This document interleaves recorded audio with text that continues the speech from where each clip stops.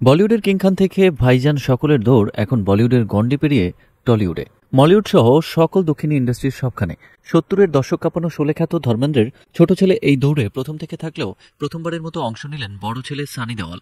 আসন্ন দক্ষিণী সিনেমা জাটে তার দুর্দান্ত অভিনয়ের ঝলক ইতিমধ্যে প্রকাশ পেয়েছে সিনেমাটির ট্রেলারে লঞ্চে দক্ষিণী ইন্ডাস্ট্রির প্রশংসায় পঞ্চমুখ হলেন গাদার খ্যাত এই বলিউড তারকা। সানি দেওয়াল বলেন, দক্ষিণের প্রযোজকরা দুর্দান্ত কাজ করছেন। আমি বম্বের প্রযোজকদের বলতে চাই তারা যেন সাউথদের থেকে কৌশল শিখে নেওয়ার চেষ্টা করেন। বলিউডের পরিচালকদের উপদেশ দিয়ে বলেন, সিনেমা ভালোবাসা নিয়ে বানান, দক্ষিণের প্রযোজকদের কাছ থেকে শিখুন। আর বলিউড বলবেন না, বলুন হিন্দি সিনেমা। দক্ষিণী ইন্ডাস্ট্রি যেভাবে ভালোবাসা নিয়ে সিনেমা বানায় সেটা শিখতে হবে। তিনি বলেন, আগে প্রযোজকরা গল্প শুনেই সিনেমা করতে চাইতেন, পরে কর্পোরেটরা এসে পুরো ব্যাপারটা ব্যবসায়িক বানিয়ে ফেলল। সিনেমা তৈরির ক্ষুধাটা হারিয়ে গেল, আর সিনেমার প্রতি যারা নিবেদিত ছিল তারাই আজ হারিয়ে গেছে।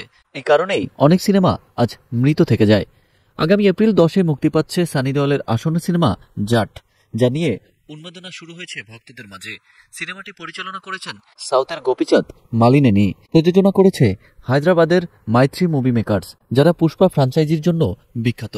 জাট একটি হাই অকটেন অ্যাকশন ড্রামা, যেখানে থাকবে দক্ষিণী স্টাইলের মাসালা এন্টারটেইনমেন্ট।